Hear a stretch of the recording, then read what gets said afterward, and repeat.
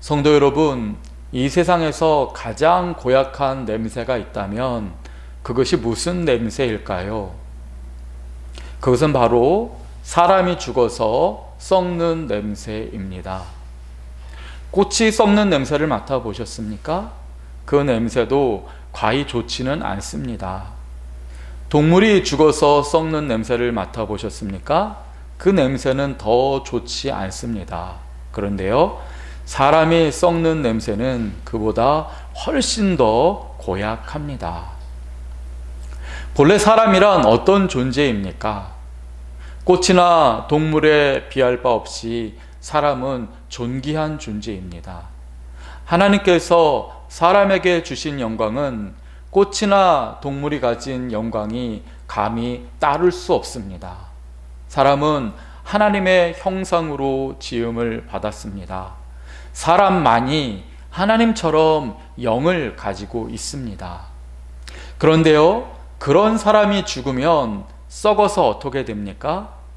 그가 가졌던 영광이 큰 만큼 그 영광을 잃어버리게 되면 그 사람의 고약함은 이루 말할 수가 없게 됩니다.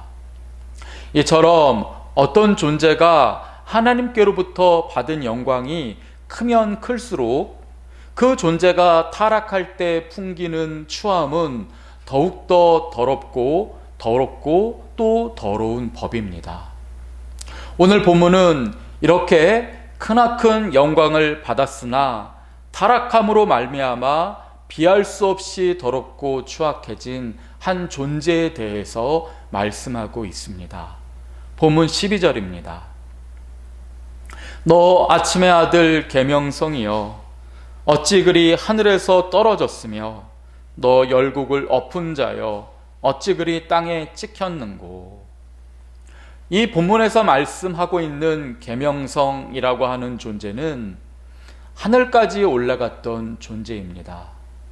열국을 엎었던 강력한 권세를 하나님으로부터 부여받았습니다.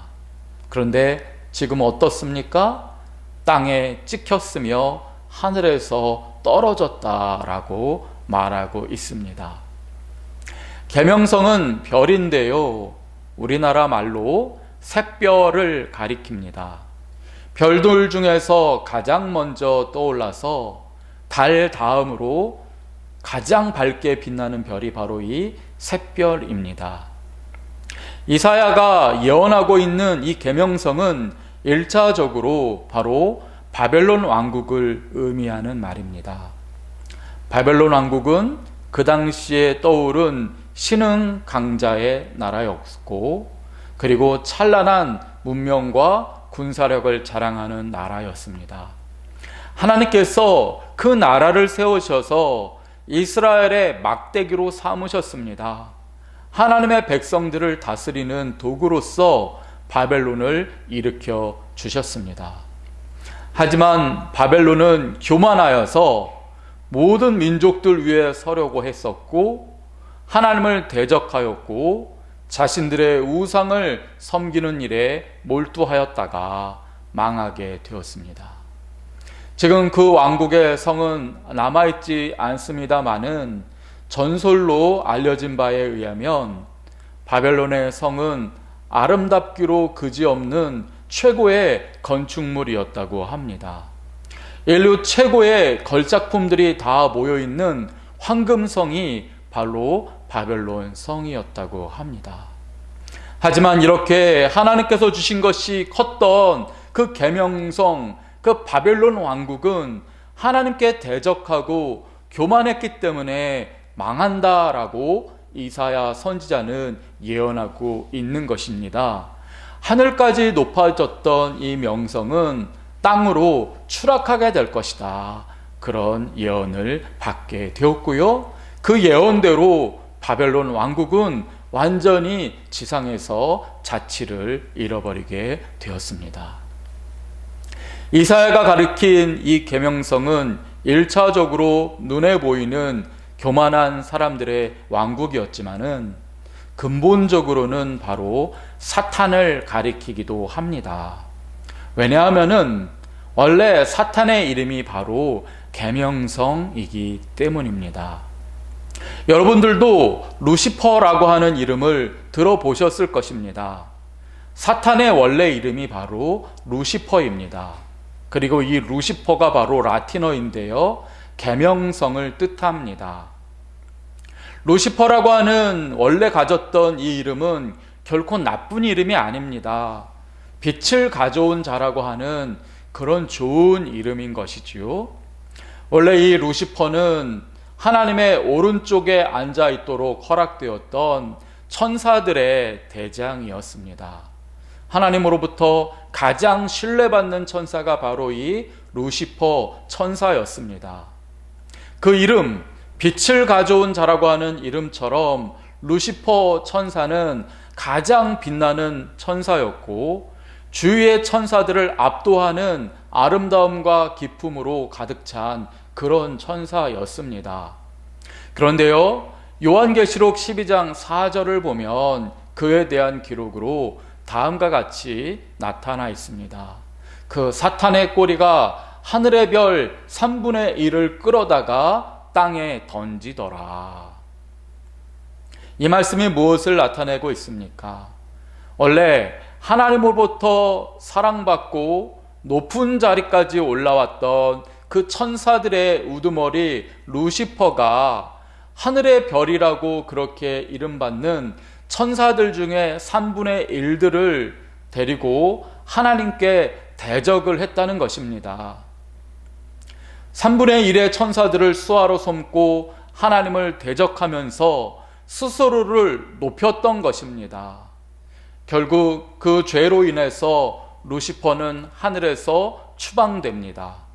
그리고 이때 루시퍼와 동조했던 천사들도 함께 추방되는데 타락한 천사들은 악마가 되고 만 것입니다. 이처럼 큰 영광을 가진 존재가 타락한 뒤에는 너무나 추하고 더러운 사탄과 악마가 된 것입니다.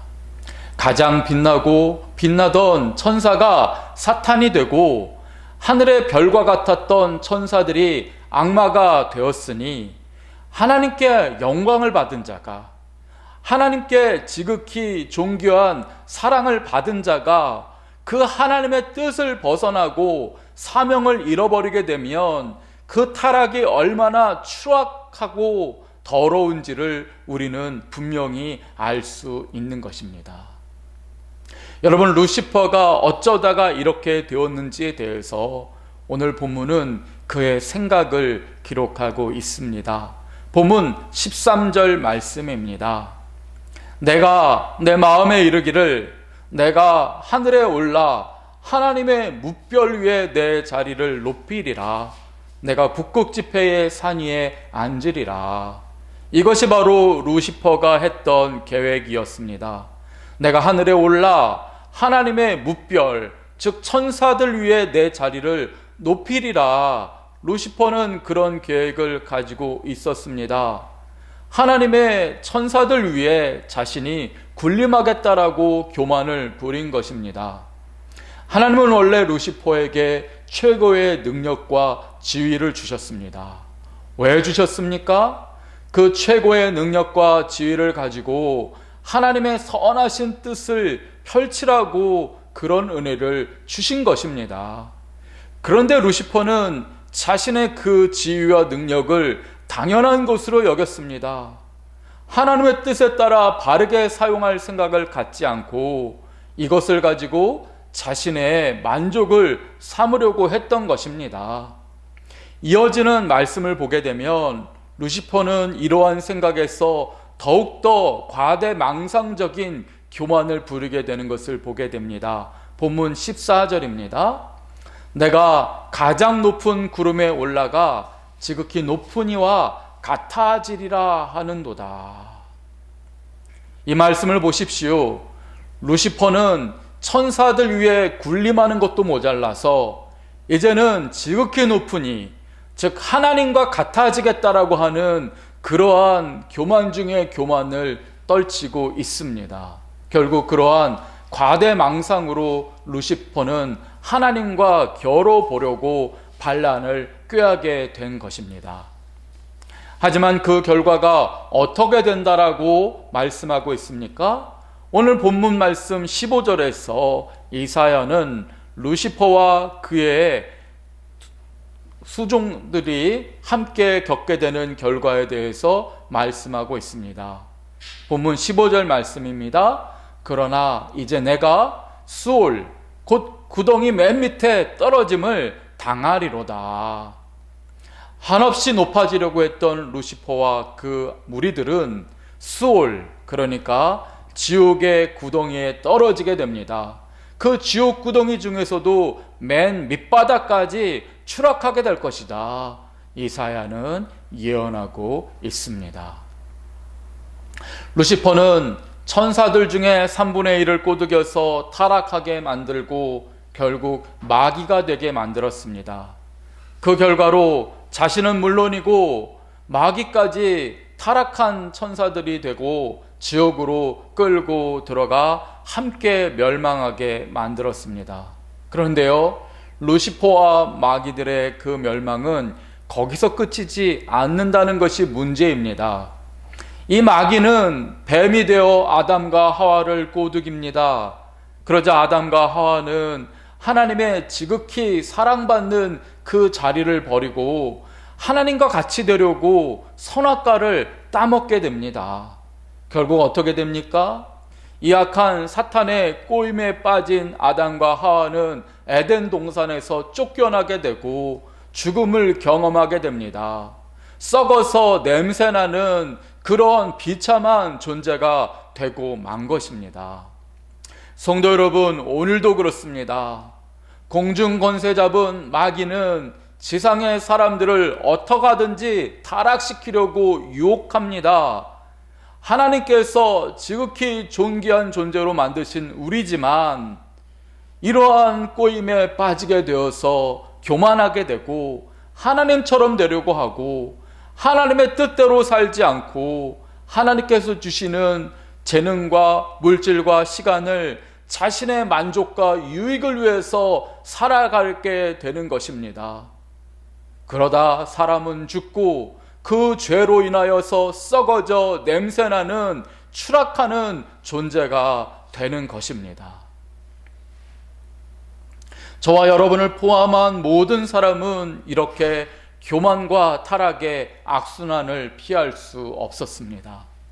아담의 범죄 이후로 한 사람도 남김없이 모든 사람이 이와 같은 교만의 죄를 범하고 하나님처럼 살려고 자신의 유익을 쫓아 살아가는 그런 타락한 존재가 됩니다. 그리고 죽어서는 썩어 냄새나고 무의미한 존재로 돌아가고 영원한 형벌을 피할 길이 없게 되었습니다. 모든 사람이 죄를 범하였으니 한 사람도 남김없이 하나님의 영광에 이르지 못하게 된 것입니다. 단 한 사람을 빼고 말입니다. 그 단 한 사람이 바로 누구십니까? 바로 우리 주 예수 그리스도이십니다. 끝없이 높아지려고 했다가 가장 낮은 곳으로 추락한 루시퍼와는 달리 우리 예수님께서는 어떻게 하셨습니까? 여러분 한번 성경을 찾아보시기 바랍니다. 신약성경 320페이지입니다. 빌립보서 2장을 보시게 되면 루시퍼와는 달리 예수님께서는 어떻게 하셨는지 우리에게 가르쳐 주고 있습니다. 신약성경 320페이지 빌립보서 2장을 한번 찾아보시기 바랍니다. 빌립보서 2장 6절 말씀 찾으셨습니까? 자, 6절 말씀을 우리가 다 같이 함께 읽어보겠습니다. 시작. 그는 근본 하나님의 본체시나 하나님과 동등됨을 취할 것으로 여기지 아니하셨다 말씀하고 있습니다. 이 말씀에 나오는 그가 바로 우리들의 주 예수 그리스도를 가리킵니다. 그런데 이 말씀은 무엇을 말합니까? 예수님은 원래 하나님의 본체셨다 그렇게 말씀하고 있습니다. 예수님이 바로 하나님이셨다는 말씀입니다.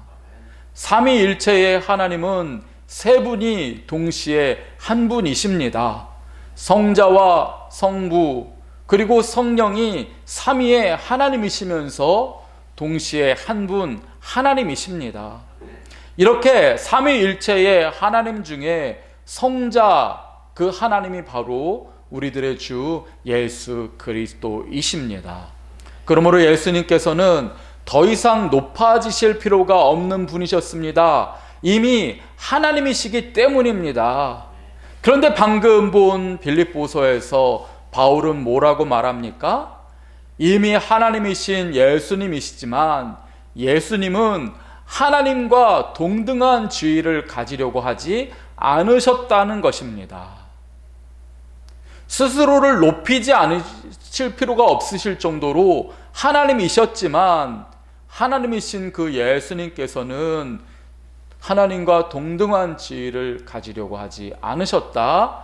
이것이 빌립보서 2장 6절의 말씀입니다. 그러면 이어지는 2장 7절을 또 계속 보겠습니다.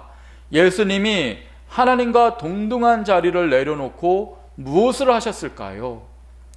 빌립보서 2장 7절 함께 읽습니다. 시작. 오히려 자기를 비워 종의 형체를 가지사 사람들과 같이 되셨고, 하나님이신 예수님께서 자기를 비우셨다 그렇게 말씀하지요. 온 우주를 가지신 분이 누구십니까? 바로 예수님이십니다. 그런데 그 예수님께서 그 온 우주를 버리셨다는 것입니다. 모든 힘을 가진 분이 누구십니까? 바로 하나님이신 예수님이십니다. 그런데 주님께서 그 모든 힘을 포기하셨다는 말씀입니다. 이렇게 예수님은 하나님의 능력과 권세를 비워내셨습니다. 그리고 지극히 연약한 아기가 되셔서 2000년 전 우리에게 오신 것입니다. 이 땅에 오신 예수님은 이렇게 모든 것을 비워내고 오셨을 뿐만 아니라 이 땅에 오셔서는 종들과 같은 삶을 사셨습니다. 예수님은 세상에 사시면서 가진 자들의 그 권세 앞에 순종하셨습니다. 당시의 지상의 왕들과 권세자들 앞에서 머리를 조아리고 그들의 명령에 순종하셨습니다. 예수님은 심지어 가장 낮은 자와 같이 종처럼 사셨습니다. 종은 무엇입니까? 주인들의 필요를 채워주는 것이 종입니다. 예수님이 왜 종처럼 사셨다라고 성경이 말합니까? 주변의 모든 사람들의 필요를 채워주셨기 때문입니다. 주변에 있는 모든 사람들의 필요를 채워주시느라 주님은 섬기는 삶, 종과 같은 삶을 살아가셨습니다. 눈먼 자들의 필요를 채워주시기 위해서 주님은 자신을 희생하셔서 그들의 눈을 달아주셨습니다. 귀신 들린 자들의 그 정신을 찾아주시기 위해서 주님은 그들의 정신을 온전케 하시는 섬김을 보여주셨습니다. 제자들의 더러운 발을 닦아주시는 종의 모범을 보여주셨습니다. 주님께서는 하나님이시지만 낮아지셨습니다. 그리고 그 낮아지심의 절정의 사건이 바로 십자가 사건입니다. 우리들의 생명, 우리들에게 생명을 채워주시기 위해서 주님은 종처럼 자신이 대신 죽어주신 것입니다. 우리 모두의 종이 되셔서 생명이 필요한 우리의 필요를 채워주신 것입니다. 그래서 빌립보서에서 사도 바울은 예수님께서 자기를 낮추시고 죽기까지 복종하셨으니 곧 십자가에서 죽으셨다 그렇게 말씀하고 있습니다. 여러분, 이러한 점을 생각할 때에 예수님께서는 오늘 본문에 나오는 계명성, 즉 타락한 천사 루시퍼와는 완전히 다른 삶을 사셨다는 것을 우리가 알 수 있습니다.